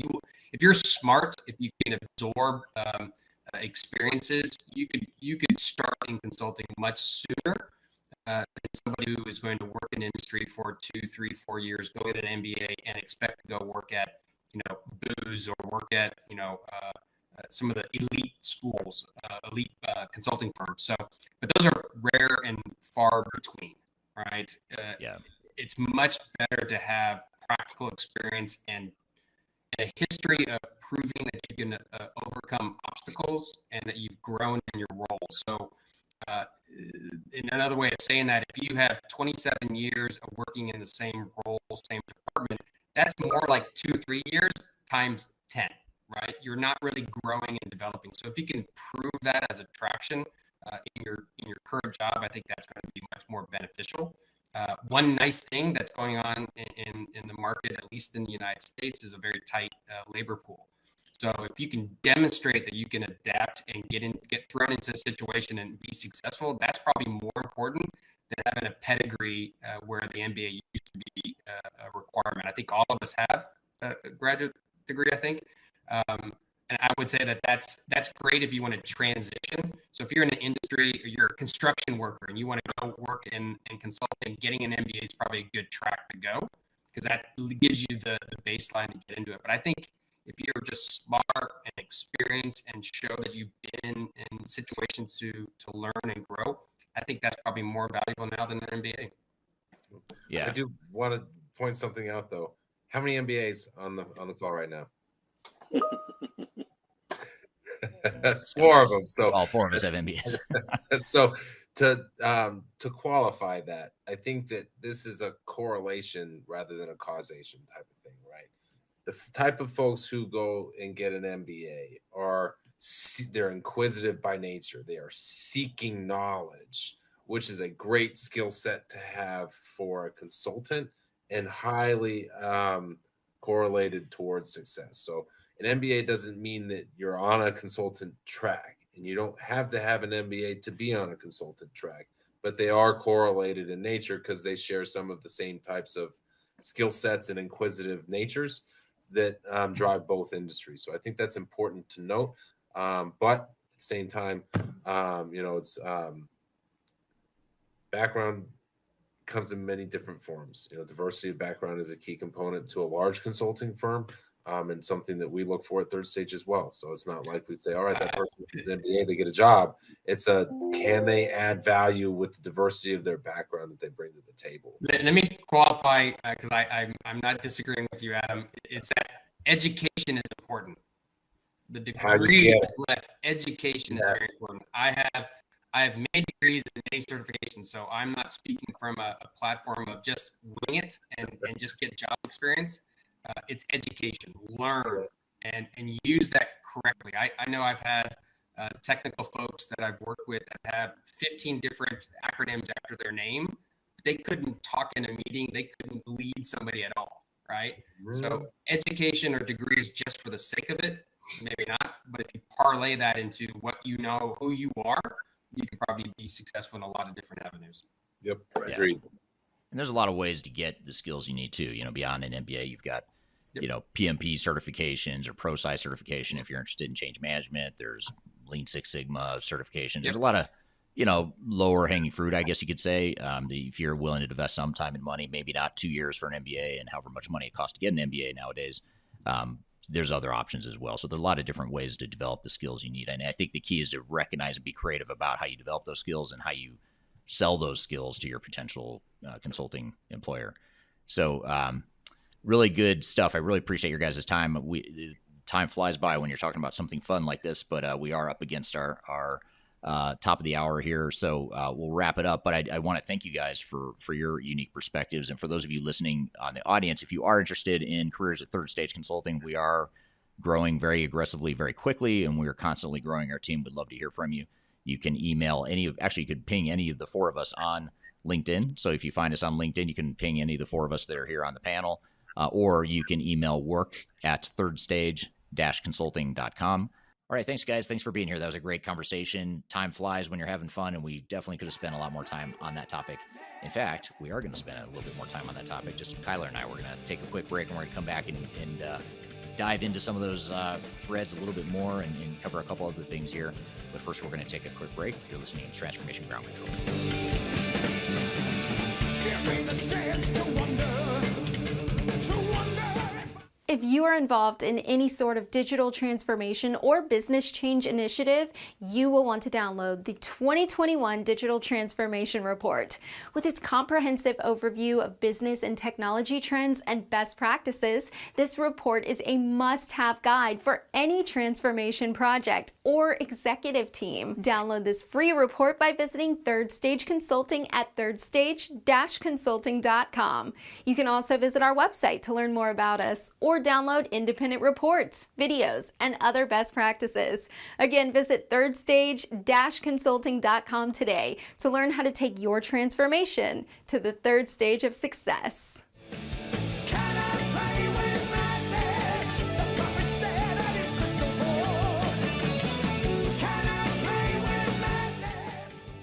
Hello, welcome back to Transformation Ground Control, episode number 107. This is the podcast about all things related to digital transformation, including the people, process, technology, and strategy sides of change. Thank you for being here today. We just had our guest on the show, our panel discussion to talk about how to launch a career in consulting. What were some of your thoughts and takeaways from that conversation, Kyler? Well, it's an interesting dynamic because you have some folks that have spent their entire careers as consultants, and then you have others that had worked on the industry side too, and you see kind of how those ebb and flow together. So the experience piece of that, I think, is nice, in just saying that you can be a career consultant, but you can also have a career on the enterprise side or on the industry side and come over to consulting if that's something that you feel as though is the right choice for you. And a lot of kind of entrepreneurial skills and observations there of the need for learning of the need for understanding different businesses and the passion around that. And that's really kind of, the thesis of what we do at Third Stage is come in and really become experts in business operations and technology within a unique organization, and then bring our industry expertise to provide the best recommendation that's going to maximize business value. So it's kind of cool to see behind the scenes of how all of that happens. Yeah, it is, and also interesting to hear um, some of their perspectives on what they like and don't like about consulting, because it's something we don't talk a lot about. When we're day to day helping clients out and on projects, it's just not a topic that we cover enough, probably. So it was interesting to hear their perspectives. Yeah, absolutely. And I had no idea Scott liked to eat and travel, which I get that. I could totally Yeah, see how he wants right. wants to do that. But I know that that's a big consideration when going into consulting is just, the need for being present in businesses, and that changed a lot in the industry when we had COVID-19, but sometimes we were immune to it because of the deep need to be with our clients on the ground in their manufacturing or distribution centers. And I think Scott Janke is really a key to case study success there, as he has the keys to many of our clients' buildings. So, Right. Yep, he does. Yeah, there's a so lot of brain power in that discussion for sure. oh, absolutely, yeah, and I think it's really interesting just the overall establishment of the network and how many people overthink the overall approach to networking. It can be as easy as connecting with someone on LinkedIn, commenting on their content, asking for a quick conversation with them, and that slowly starts to build out your ability to create a network and mostly decide what you want to do. Yeah, absolutely. And LinkedIn is something that's so great to have now. It wasn't around when I was starting off in consulting, but I would have loved to have had it, or had that option to be able to network with people, learn from people, connect with people, and ultimately outreach to people that you might be interested in working with or for. So it's a pretty powerful tool that, if you leverage it right, can be highly effective. I know I get a lot of emails on LinkedIn every day, people that want a job, or they're forwarding me their resume, and you have to recognize that people that are hiring generally get a lot of emails like that. So doing something to stand out and really get the attention of the person you're contacting, and give them purpose. Why you're reaching out for a reason other than just asking for a job. There has to be some sort of give and take too. And so anything you can do to, you know, just pique the interest. For example, I've had a couple people, because I've mentioned it in a video or two on my YouTube channel. I've mentioned that something that catches my attention is when someone puts a video in the email. So rather than just saying, "Hey, look at my resume and let's schedule an interview," they're giving me a video so I can kind of get a feel for who this person is, what their personality is like, and it makes it easier for me. And I'm going to build a faster connection with that person that sends a link to a video that they, create. Nothing crazy, just 2, 3, 4 minutes or whatever it is, to introduce yourself and talk about why you want to work for me, if that's the case, or whatever. So that's just one example of how I've seen people use it effectively with me. And I have to think that there's other ways beyond that, and creative ways to get the attention of people that you might be trying to network with, to hopefully position yourself for a career shift. And ultimately, that's what you need to do to be an effective consultant, right? Is to be able to gain that trust and that expertise and that overall authenticity with clients, because it can be a vulnerable experience. You're going into an organization that might be going through a very high stress, expensive project. So lots of different conflicting agendas, personalities, managing the vendor relationships, all of those types of things really takes a special type of person that is able to not only manage that, but stand out and gain trust in doing it. Yeah, absolutely. Well said. Yeah. Well, if you have questions, again, I mentioned in the episode, and we popped it in the comments, about working at Third Stage. You can email work@thirdstage-consulting.com, or you can visit the careers tab on our website. And then I did also link to all of our panelists there that put out thought leadership on a daily basis. So please continue to follow them. And if you do have any other thoughts and advice, we do pull from these comments here. And I know we have a great consulting network and always interested in learning from our peers in the industry. So go ahead and kind of pop your best advice in here too. And we'll pull that and share it on our social media. Yep, that sounds good. And actually, we're gonna shift gears. Sort of. Actually, it's a total 180. It's same thread, same topic, but we're gonna flip it around here in this last segment of the show and talk about why you should not be a consultant. Because a lot of times, it's just as important to recognize when it's not a good fit for you as finding the opportunity that is a good fit. And a lot of times, people get enamored by the idea of being a consultant. But they don't realize that there's a dark side. There's stuff about consulting that not everyone likes. The long hours. I know we talked about that in the panel discussion. The travel. Some people don't like traveling a lot. They like it once in a while, or they like traveling to really glamorous places and staying at really nice hotels. And for the type of consulting we do, it's a lot of like manufacturing companies that are based in the middle of nowhere. So you're staying at a hotel that isn't, going to be the nicest hotel, or you're in a city that's not the sexiest, most glamorous city out there. But a lot of times, like friends and family of mine that aren't in consulting, know nothing about it, think that I'm out jet setting, staying in fancy hotels, eating fancy meals and stuff like that. And if only they knew some of the ways you have to grind it out, out on the road sometimes. So there are dark sides that a lot of people don't recognize. So we want to talk about that. And actually, after the break here, we're going to play a video from my YouTube channel where I spent about 10 minutes just talking about why you should not be a consultant. And the idea here is that if you're still standing and you're still interested in consulting after hearing this video, then maybe consulting is a good choice for you, and maybe it'll weed some of you out to where you think, okay, maybe that's not for me, and maybe I go look at something else. So that's the whole idea there for that. So having said all that, we'll take a quick break. We'll come back and play that video. But first, we'll take that break. You're listening to Transformation Ground Control.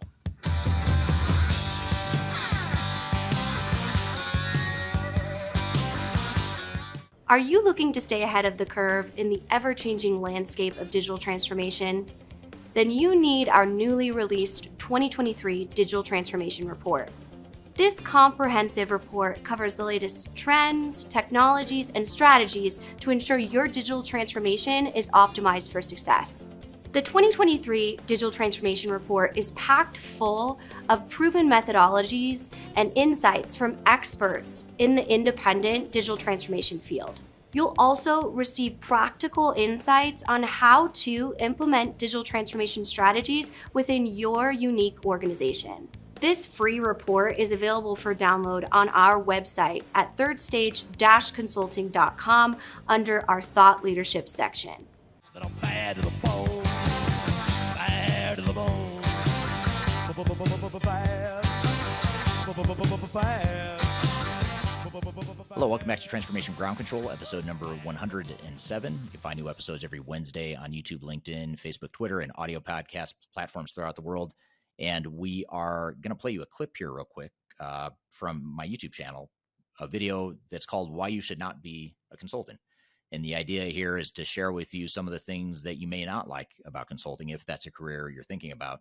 And if you still like the idea of consulting, even after hearing this video, then maybe it is the right choice for you. So we'll play this clip and then we'll come back and discuss it. But let's roll this clip called Why You Should Not Be a Consultant from my YouTube channel. I've been a consultant for 25 years now, and I'm here to tell you that you should not be a consultant. I'm going to talk about why here today. My name is Kimberling. I'm the CEO of Third Stage Consulting. We're an independent consulting firm that helps clients throughout the world with their digital transformation journeys. And back in the late 1990s, I started my career unwillingly as a consultant. I found a job at Price Waterhouse after coming out of grad school and actually turned out to really enjoy consulting. Having said that, though, there's a lot of reasons why you should not be a consultant. And to be fair, there's a lot of reasons why you should be a consultant. So I'm actually going to talk about both here today, starting with why you should be a consultant, but I'm also going to talk about later why you should not be a consultant and some of the things to think about. And stay tuned to the end of the video, because at the end, I'm going to talk about how to determine whether or not consulting is right for you once I've gone through some of those pros and cons. So to start, let's talk about what the positives are, the pros of being a consultant. And first and foremost, as a consultant, you get to make a big impact on organizations. You could work internally at an organization and have the same skill set and have the same advice you might give to your internal team. But if you're an outside consultant, you could have the same skill set and the same competencies and come in and have just a different impact. People look to you as an expert. They typically are hiring consultants because they want to go through some sort of change and they're looking for direction and advice. So it's an opportunity to really affect and influence how big, massive, influential organizations throughout the world operate. And that can be very exciting. For example, many of the clients we work with at Third Stage are for-profit companies that produce really cool stuff. They manufacture really cool products.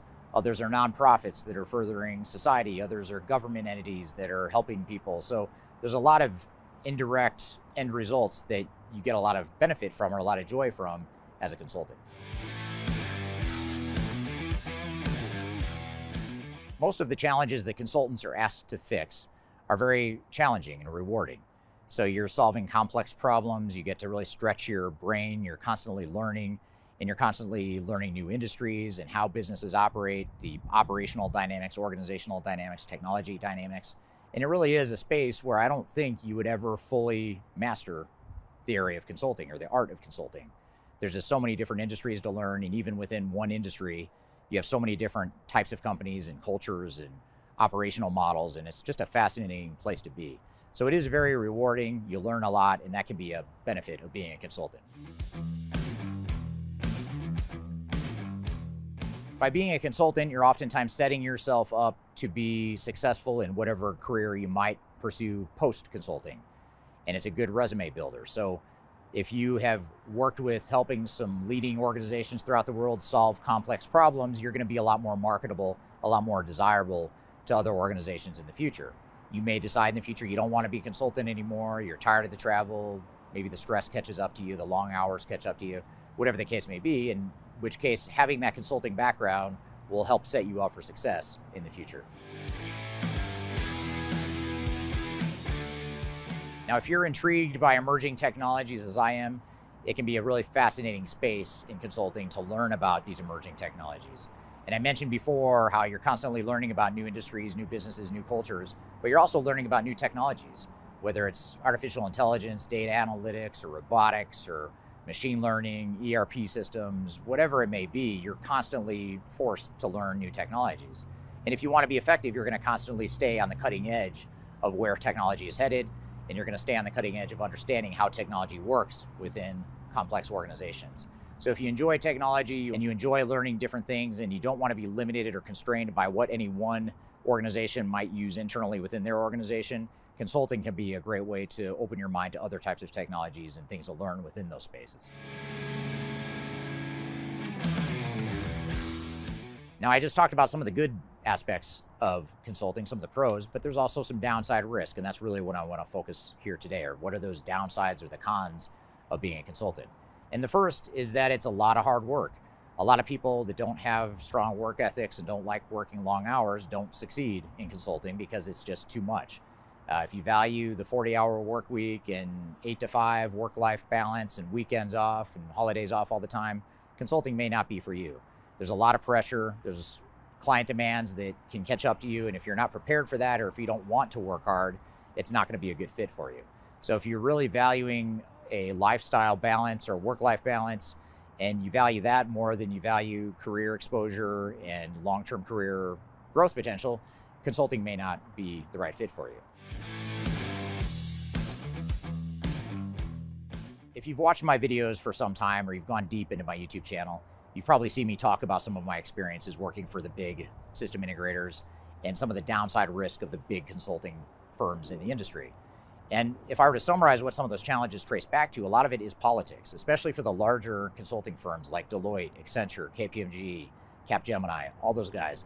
There's a deep-seated political dynamic that can be very unhealthy and very stressful. And it was for me. That was actually the main reason why I left the larger consulting firms. Larger consulting firms typically are focused on protecting big revenue streams with big clients, big projects. And when there's that much money at risk, it drives a lot of unhealthy political dynamics internally within the consulting organization. And what I mean by that, just to give you a couple examples, is oftentimes you aren't completely transparent with your clients because you're trying to protect that revenue stream. I know I spent a lot of hours in meetings with other team members trying to figure out how we were going to spin or put a positive spin on really bad news, something that made us look good and didn't make us look bad. So we spent more time doing that rather than focusing on how to solve the client's problems. And that can be a very stressful thing if you're not ready for that or if you don't like that sort of thing. In my case, I didn't like it, so that's why I moved on. So that's something to keep in mind, is the politics and stress of especially larger consulting firms can be very stressful for some individuals. No matter how irrational it may seem, whenever a client has a problem, it becomes your problem. As a consultant, there are high expectations. They've hired you to come fix a problem. By definition, they are struggling. They have some sort of problem that they don't feel like they can address themselves. So therefore, they are hiring you as a consultant. So oftentimes you're going into a situation that is very difficult, very stressful, because the client has some other dynamics at play oftentimes that are undermining their abilities to solve whatever problems they're trying to solve. For example, organizations that are trying to implement new technologies and they're struggling with the deployment of new technologies. Oftentimes it's not because the consultants don't know how to deploy technology. Oftentimes it's because there's internal political fighting, there's unhealthy cultures, there's broken operational processes and things wrong with the organization that aren't necessarily your fault as a consultant, but it becomes your problem because now you've got to figure out how to solve this problem that you didn't create. So a lot of times consultants I've worked with really struggle with that dynamic. And I always try to set expectations with consultants we hire by saying that if you want to be a good consultant and you want to be effective, you need to think about how you can be a better therapist to your clients, because ultimately half the battle and half the value of consulting is listening to and understanding your clients' problems. Even though it's not technically your problem, it really is your problem to help understand what the problem is so that you can ultimately help get to the root cause and help solve it. So whenever there's client problems, they typically become your problems, and there's a lot of high expectations that go along with that. So that's something to keep in mind as you consider a career in consulting. One of the biggest keys to success as a consultant is what I often refer to as the finesse of consulting. It's more of an art, it's not a science, and that is the soft skill of consulting. When I was first starting my career in my early 20s as a consultant, there's a lot I didn't know. There's still a lot I didn't know, but I knew even less back then. And one of the ways I overcame that lack of knowledge and that lack of experience was by really mastering my finesse and knowing how to ask questions, knowing how to read clients, and really becoming somewhat of a chameleon that can respond to different situations and adjust and be very adaptable. So those soft skills are something that are very difficult to teach, and if you don't have them, it can be very difficult to master or develop. So you really need to look at yourself and understand, not only do you have the hard skills, the tangible skills, the technology skills, the understanding of business processes, all the stuff that's important and good stuff, but do you also have those soft skills? And if you don't have those soft skills, or you don't like the soft skills or demonstrating those soft skills, you may want to rethink a career in consulting. Now, the final disadvantage I'll point out here in this video is the fact that for many larger consulting firms, the pace of advancement is very slow. You have to demonstrate a certain amount of tenure before you can move up within the organization. In fact, I grew very impatient, especially being in my early to mid-20s, early in my career, to where I felt like I could do a lot more than what I was being allowed to do at one of the big consulting firms, which is another reason why I left the big consulting firm to go to a smaller one. So you may want to rethink, if you're looking at one of the big, massive consulting firms, and upward advancement and quick upward advancement is important to you and you want to constantly challenge yourself, be sure you really think through that dynamic, because big consulting firms are designed to ensure that no one fails on the project. And they've really mastered this whole science of bringing in college grads that don't know what they're doing and putting them in a position where they can't fail. And part of the reason you ensure that you're not going to fail is ensure that you're not going to move up too quickly. They're going to slow you down and make sure that you move up only after you're 100% prepared for that next step in the process. So if that's something that does not sound appealing to you, the good news is there is an option. You can go to a smaller consulting firm. You can go to a mid-tier consulting firm that might give you a little bit more advancement opportunity. The challenge there, of course, is if you don't have consulting experience, it's going to be harder to get a job with one of those firms. So that's the trade-off you've got to navigate, but something to keep in mind as you consider a career in consulting. So this all begs the question, is consulting right for me? I guess it really just depends on your personality and what your goals are. If you like to work hard, you have those soft skills that help you be an effective consultant, you like to learn a lot, you're interested in different types of businesses and problem solving, consulting could be a great career. But if you like more predictability, more stable work environments, things that are more predictable, all that stuff, then consulting may not be a good career for you.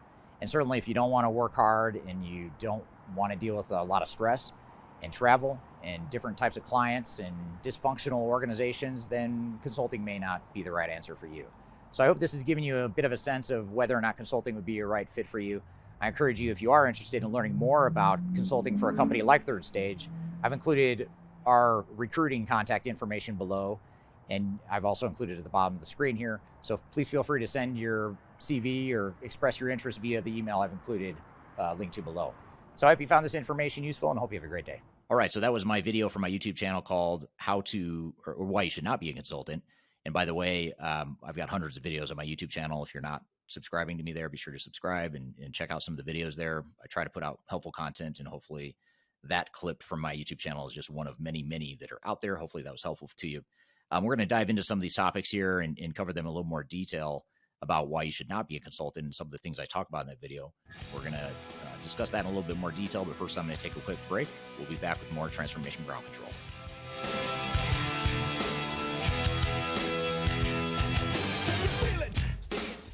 Interested in working for a company that truly values your unique skills and experience? Here at Third Stage, we don't hire based on resumes alone. We look at the full candidate, experience, and willingness to provide excellent service for our clients. Within a technology, independent, and agnostic consulting firm, you have the opportunity to learn across industries with a diverse group of clients. Our consultants also have the opportunity to diversify their portfolio and learn across technology systems. If you're interested in joining a high-growth entrepreneurial organization, please reach out to us at work@thirdstage-consulting.com.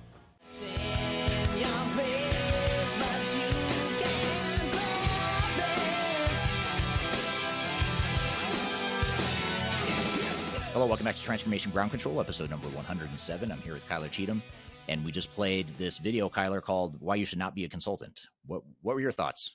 Does it make you want to be a consultant or not want to be a consultant after watching that video? Me definitely, but I feel like I'm, as I always say, a corporate dropout, which Right. so consulting is right for me in that I love all of the pros and all of the cons work fine for me as well.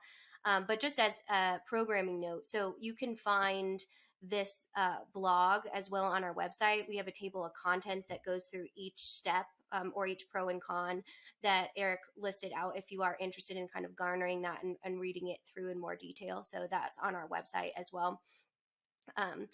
So I want to kind of talk about some of the additional cons that you might not have touched on in the conversation.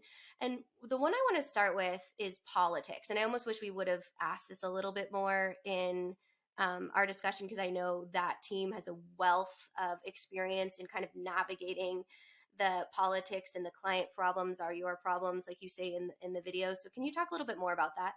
Yeah. So, I mean, one of the benefits of being a consultant is you don't get caught up in day-to-day politics, generally speaking, unless, of course, your consulting firm has politics.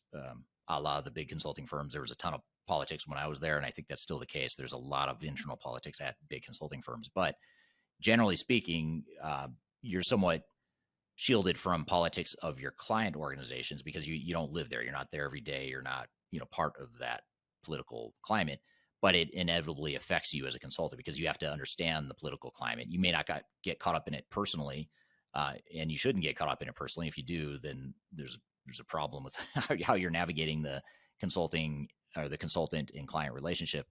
But I'd say that there is a lot you need to be aware of because you have to understand. I think at the end of the day, it's about empathizing and understanding. So understanding why someone, for example, is just being crazy. Why is this person being so demanding and just being flat out crazy? Well, it's usually not because the person's just crazy. It's usually because there's something there. There's something underlying it. It's because that person is feeling the heat. They're on the hot seat. Perhaps the project manager before them or the executive sponsor before them failed and got fired, and they're feeling the heat of having to now come in and clean up a situation, and they're taking it out on you because you're the consultant, and they feel safe with you or comfortable with you. And so, it's hard not to internalize some of that stress and feel the politics and feel the organizational realities, but you have to understand it so that you can help the client through it. Not that you want to necessarily judge whether the political climate is good or bad, although it could affect your change program, but you do need to understand it so you can just empathize with your client to be able to help them through the process. And two, kind of that goes in with your number 7 point, that is the client problems are your problems, which also kind of goes into your number 5 point, which is it's hard work. And I think that's many times like the glamorization of I am, an enterprise digital consultant sounds very fancy, but at the same time, you have to realize that there is no 9 to 5. Although, here at Third Stage, we always respect and identify boundaries. there still is times when we've been up at 2 a.m. because we are a global consulting firm, and that's what was best for our clients. So I know when I interview people to come to our team, that's one thing I want to be perfectly clear about, is though we have a family first mentality and respect the needs of our employees as human beings, it does require some time to work outside of that 9 to 5 window. Yeah, absolutely. There's a lot of flexibility that you need to have, and it gets back to the point we had earlier in the panel discussion. I think it was Adam that mentioned it, that the comfort of working predictable hours and predictable workloads, things like that. If that's important to you, and work-life balance is really important, even though we value it at Third Stage, other consulting firms may value it as well. The reality is, I think in consulting, you're just going to work more hours than you might in a quote unquote normal office job. But some people, some clients we work with actually work as much or more than we do. So it's hard to say, but you just have to be flexible and be willing to work hard for sure. Sure, absolutely. And the last one I kind of want to talk about is your point number 8, which is those soft skills. And the thing I really want to ask you is, can soft skills be cultivated, or is that more of a personality trait that you should already have when going into consulting? It's a great question. I don't know. I'm mixed on that, honestly. There are some people. I mean, first of all, if someone has the right soft skills, they've got a high emotional intelligence, and they're really good at communicating and interacting with people, that obviously is a positive factor, and I'm going to want to hire that person over someone who doesn't have those skills. But maybe all things else being equal, I'm definitely going to hire the person with better soft skills. But if I find someone that is okay, has some decent soft skills, but needs some more work in it, you could probably work with that. That's not as ideal as the person that already has the soft skills, but you usually, a lot of times, it's about attitude, and you can tell by the person's attitude if they're willing to learn and willing to change and grow and all that stuff. It's the hardest consultants for me to hire and to manage are the ones that have been doing this forever, and they have all the answers. They already know what it takes to be successful, and they've got their process, their approach, whatever that works. And to me, that's dangerous to have that mentality as a consultant. The minute I decide that I know it all, and I know more than my clients, and I know more than other consultants in the industry, that's probably the time I should bow out of consulting and go do something else, in my opinion. Because if you're not learning and listening and growing, then you're not being a good consultant, because things are changing. Every client's different. You've got to understand the client. And if you come in with sort of the know-it-all mentality, then it's just not good. Even if you're right, you're alienating your client, you're alienating your peers, and it's just not good. It just doesn't, it's not productive. So yeah, those are some general thoughts there, but I do think that the soft skills are more important than the technical skills. If I have to choose a candidate that has superior technical skills but inferior soft skills versus superior soft skills and inferior technical skills, I'll take the latter every time, just because you can teach. It's a lot easier, to your point, or to your question, it's a lot easier to teach the technical skills than it is to teach the soft skills. I can't teach someone to listen. I can't teach someone to stop talking. I can't teach someone to not be an a-hole or whatever. Those are things I can't necessarily teach. So that's my thought there. Yeah, I think there's a difference between teaching it and being intentional about it. And I only say that because of, spoiler alert, Adam and I are married. So Adam is an extreme introvert, and he really works on those soft skills when he's in a client community. And we joke about it because then when we're in social situations on the weekends, he says weird things because he's already used it, like all of his soft skills, in the actual client conversation and environment, which he's very good at. For example, it was our son's 4th birthday party this last weekend, and this very nice family was like, "Oh, we got him a bunch of books." And Adam goes, "Yeah, he's not really a big reader." And the look on their face is like, so I looked at him like, "Why did you say that?" Like, and he just is like, I just can't. I was traveling all week and was doing client work and, all of this organizational change management. I lost all the skill set to use it in personal time. So I think for those of you that might not come as natural to you, it is something that you can work on and have the ability to, be intentional and ask for feedback about. Because I think that's one thing Adam does really well is he always wants to know, how he can improve. Yeah, that's a great point. And I think the introvert extrovert conversation is worth maybe just building on real quickly. But I'm an introvert as well. And it's hard for me, early in my career, it was really hard for me to overcome that or to bring out the extroverted side of me. And it's still hard for me, and I'm still drained at the end of the day. And I still say weird, random things like Adam did to you. I'll say to my wife or kids or whatever, or those around me, because I've used up all my emotional energy dealing with clients or traveling or whatever.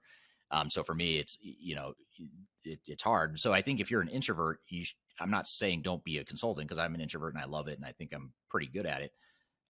Despite the fact that I'm an introvert, but I think you do have to work harder as an introvert to work outside your shell and to be collaborative and to interact well with clients and sort of be on from a social, communication perspective. So it is something worth noting. I think extroverts in general might have an easier time adjusting to consulting because of the fast pace and the constant communication and things like that. For us introverts, it can be a little more draining at times. Absolutely. Well, all great advice here. And I know you share some of your resources in the video and then also on the blog page as well, which are helpful in just kind of checking out to see if consulting is right for you. So you can head to our website and check those out. Also, downloading our 2023 Digital Transformation Report has a wealth of kind of knowledge and look into what we actually do for our clients.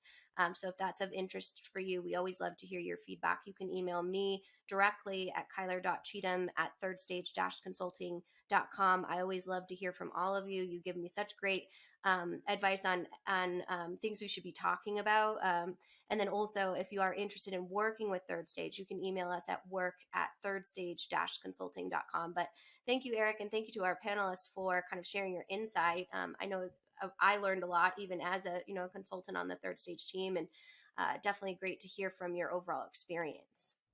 Yeah, I appreciate that, having the panel. It was good. I learned a lot from that conversation as well, and hopefully it helped the audience here. And just to reiterate your point, Kyler, if you are interested in working for Third Stage, we'd love to hear from you. So please feel free to reach out. We're growing aggressively throughout the world in all 4 offices, but especially here in the U.S., we're growing very quickly in North America, but we've got team members in Europe, Africa, and Asia Pacific as well. So if you're in any of those regions as well, we'd love to hear from you. So be sure to reach out. So thank you, everyone, for being here this week. Really appreciate it. Thank you, Kyler, for another great episode. And we'll look forward to seeing you next Wednesday. Every Wednesday, new episodes on LinkedIn, YouTube, Facebook, Twitter, as well as audio podcast platforms throughout the world. Be sure to join us again next week for episode number 108. So hope you all have a great week. In the meantime, we'll see you next week on Transformation Ground Control.